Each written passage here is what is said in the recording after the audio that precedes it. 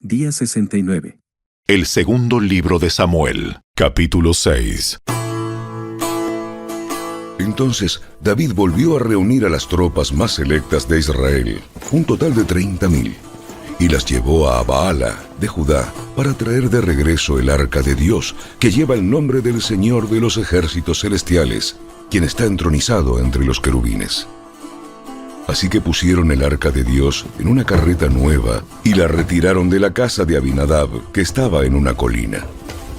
Usa y Ahío, hijos de Abinadab, guiaban la carreta que cargaba el arca de Dios.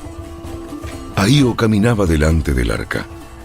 David y todo el pueblo de Israel celebraban ante el Señor entonando canciones y tocando todo tipo de instrumentos musicales: liras, arpas, panderetas, castañuelas y címbalos. Cuando llegaron al campo de trillar de Nacón, los bueyes tropezaron y Usa extendió la mano para sujetar el arca de Dios.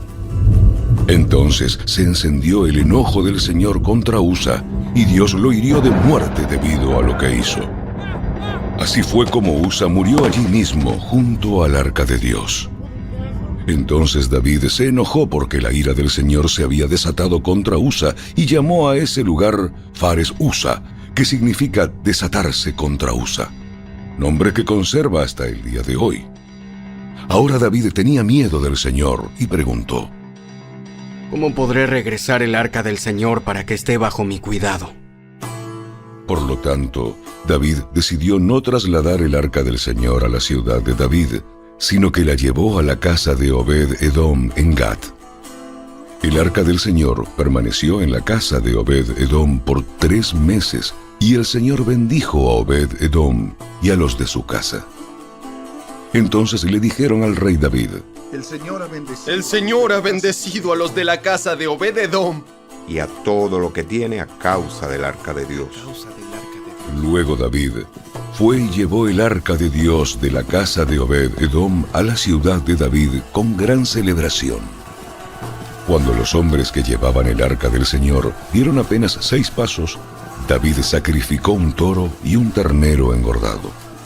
Y David danzó ante el Señor con todas sus fuerzas, vestido con una vestidura sacerdotal.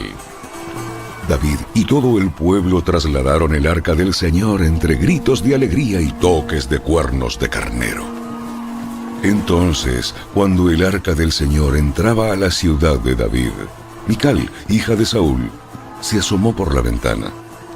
Cuando vio que el rey David saltaba y danzaba ante el Señor, se llenó de desprecio hacia él. Así que trasladaron el arca y la colocaron en su lugar dentro de la carpa especial que David le había preparado. David sacrificó al Señor ofrendas quemadas y ofrendas de paz. Cuando terminó de ofrecer los sacrificios, David bendijo al pueblo en el nombre del Señor de los ejércitos celestiales. Después repartió a todos los israelitas que estaban allí reunidos, tanto hombres como mujeres, una hogaza de pan, un pastel de dátiles y un pastel de pasas de uva. Luego todos regresaron a su casa. Cuando David regresó a su hogar para bendecir a su propia familia, Mical, la hija de Saúl, salió a su encuentro y le dijo indignada: ¡Qué distinguido se veía hoy el rey de Israel, exhibiéndose descaradamente delante de las sirvientas, tal como lo haría cualquier persona vulgar! David le replicó a Mical: Estaba danzando delante del Señor, quien me eligió por encima de tu padre y de su familia. Él me designó como el líder de Israel, el pueblo del Señor, y de este modo celebro delante de Él. Así es, y estoy dispuesto a quedar en ridículo, e incluso a ser humillado ante mis propios ojos. Pero esas sirvientas que mencionaste, de seguro seguirán pensando que soy distinguido. Y Mical, la hija de Saúl, nunca tuvo hijos en toda su vida.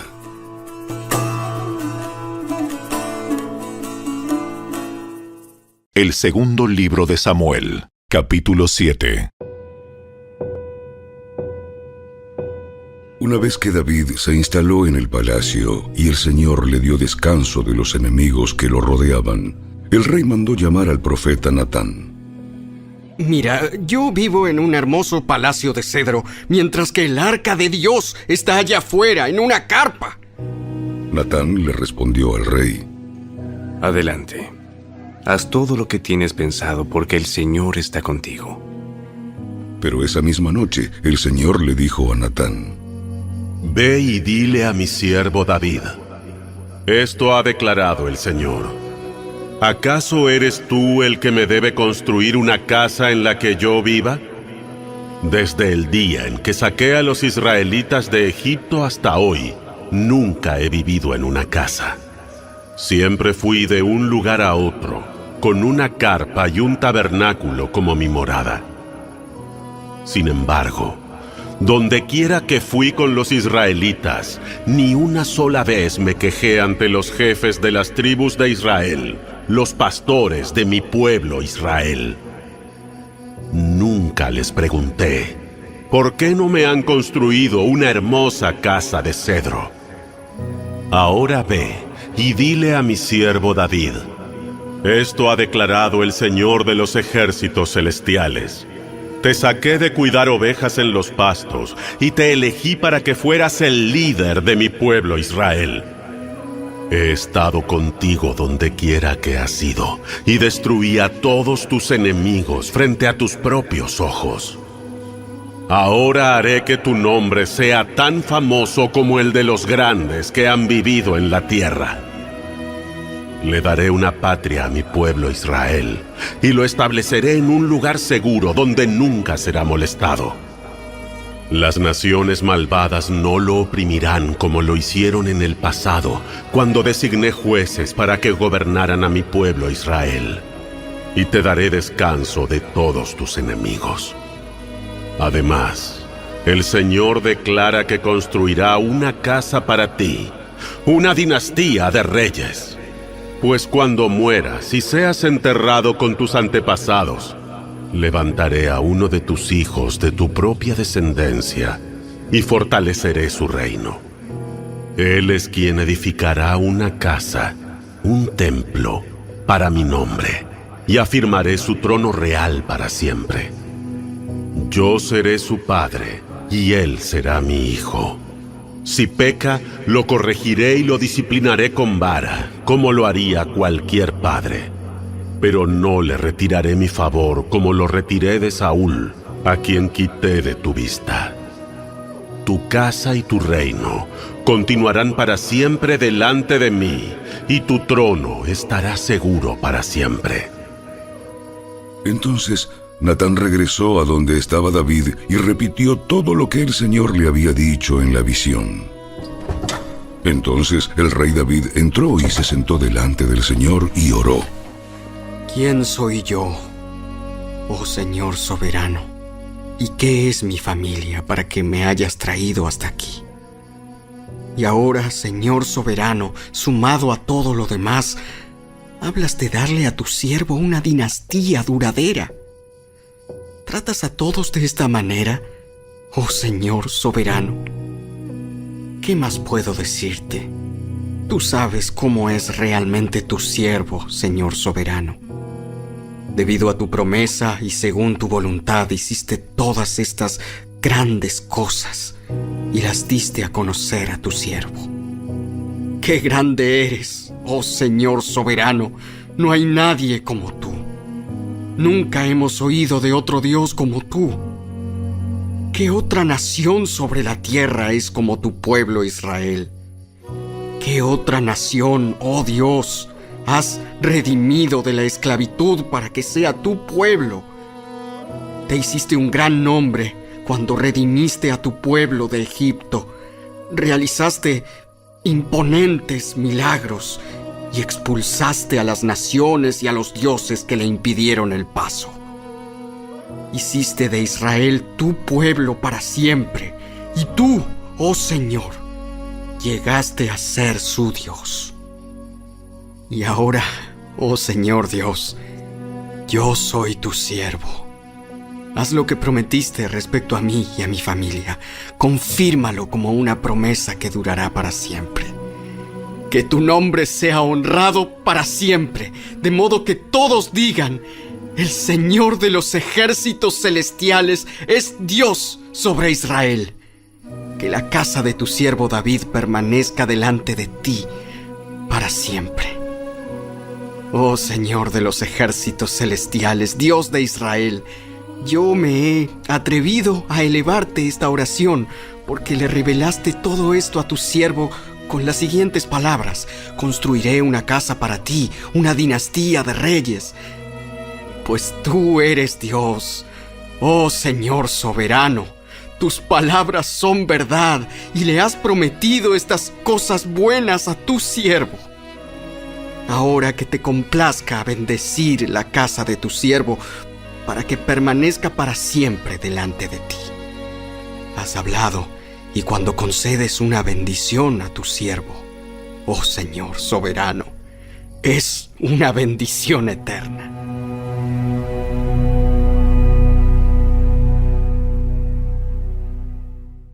El segundo libro de Samuel, capítulo 8.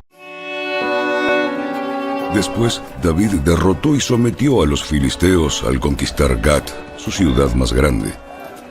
David también conquistó la tierra de Moab. Hizo que la gente se acostara en el suelo en una fila y con una soga los midió y los separó por grupos. Ejecutó 2 grupos por cada grupo que dejó con vida. Los moabitas, a quienes se les perdonó la vida, se convirtieron en súbditos de David y tuvieron que pagarle tributo. David también destruyó las fuerzas de Hadadezer, hijo de Rehob, rey de Soba, cuando Hadadezer marchó para fortalecer su control a lo largo del río Éufrates. David capturó 1000 carros de guerra, 7000 conductores de carros de guerra y 20.000 soldados de infantería. Les lició los caballos de Tiro, excepto los necesarios para 100 carros de guerra. Cuando los arameos de Damasco llegaron para ayudar al rey Hadadezer, David mató a 22.000 de ellos. Luego puso varias guarniciones militares en Damasco, la capital aramea, y los arameos se convirtieron en súbditos de David y le pagaban tributo. Así que el Señor le daba la victoria a David donde quiera que iba. David llevó a Jerusalén los escudos de oro de los oficiales de Hadadezer, junto con una gran cantidad de bronce de las ciudades de Teba y Berotai que pertenecían a Hadadezer.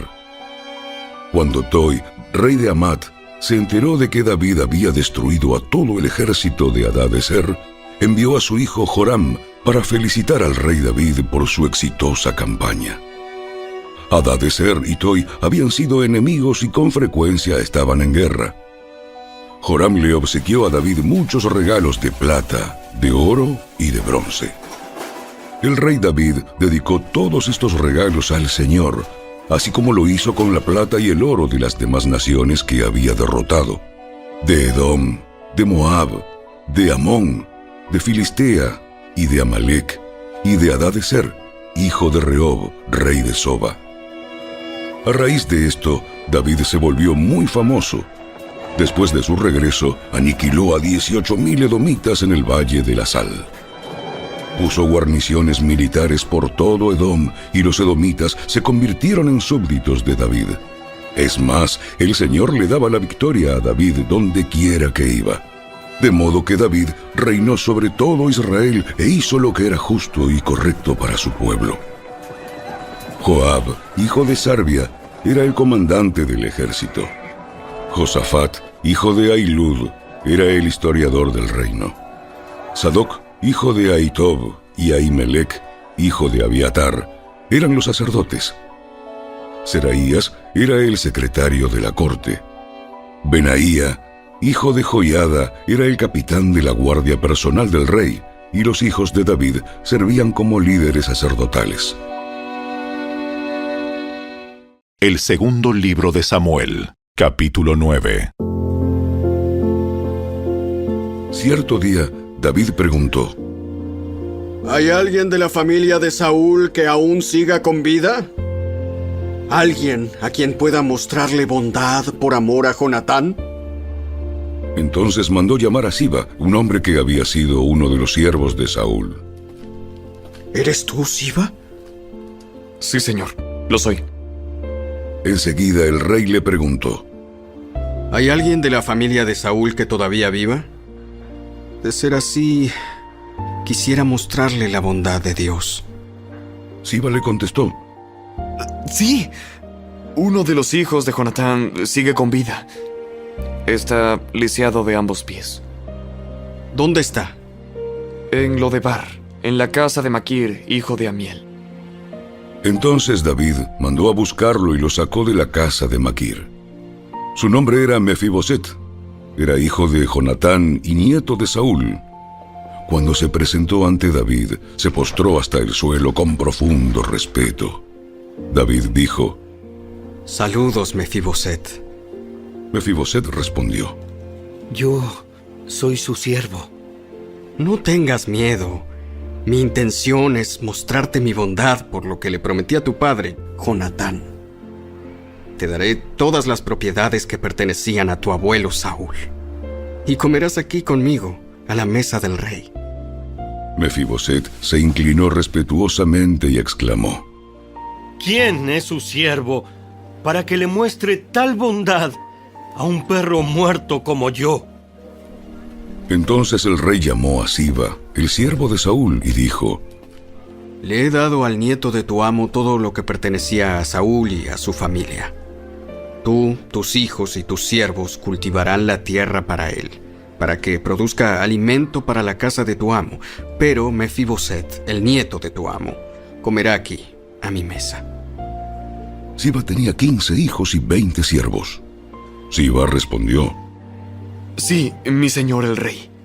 Yo soy su siervo y haré todo lo que me ha ordenado. A partir de ese momento, Mefiboset comió a la mesa de David como si fuera uno de los hijos del rey. Mefiboset tenía un hijo pequeño llamado Mica. A partir de entonces, todos los miembros de la casa de Siba fueron siervos de Mefiboset. Y Mefiboset, quien estaba lisiado de ambos pies, vivía en Jerusalén y comía a la mesa del rey. El segundo libro de Samuel, capítulo 10. Después de un tiempo, murió Naas, rey de los amonitas, y su hijo Hanún subió al trono. David dijo: Le mostraré lealtad a Hanún, así como su padre Naas siempre me fue leal. Entonces David envió embajadores a Hanún para expresarle sus condolencias por la muerte de su padre.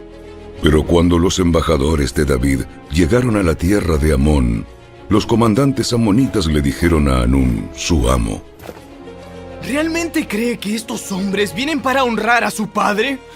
¡No! David los ha enviado a espiar la ciudad para luego venir y conquistarla.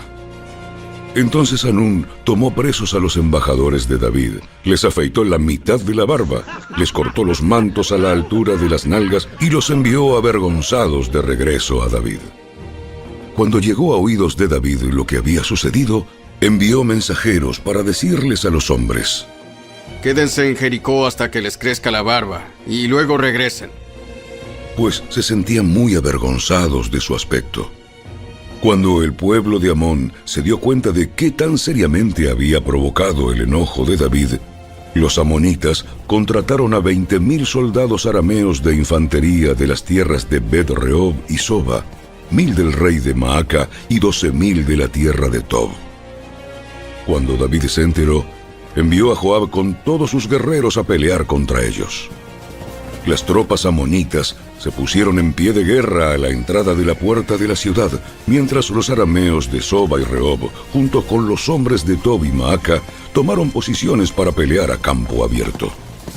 Cuando Joab vio que tendría que luchar tanto por el frente como por la retaguardia, eligió algunas de las tropas selectas israelitas y las puso bajo su propio mando para luchar contra los arameos a campo abierto. Dejó al resto del ejército bajo el mando de su hermano Abisai, quien atacaría a los amonitas. Si los arameos son demasiado fuertes para mí, entonces ven en mi ayuda, le dijo Joab a su hermano. Si los amonitas son demasiado fuertes para ti, yo iré en tu ayuda. Sé valiente.